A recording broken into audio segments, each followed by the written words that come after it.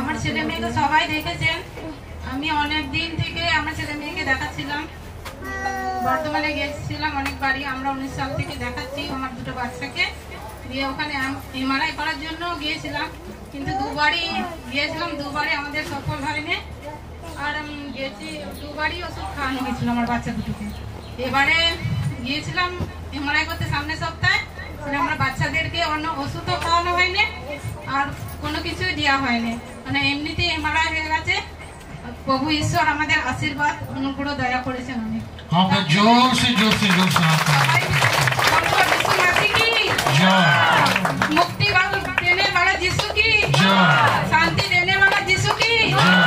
আর এখন আমার স্বামী হার্টের প্রবলেম ছিল, এখন অনেকটা সুস্থ আছে। আমি প্রভুর কাছে প্রার্থনা করছি যেন আমরা শান্তিতে বসবাস করি। আমরা জোর সে একবার ঈশ্বরের উদ্দেশ্যে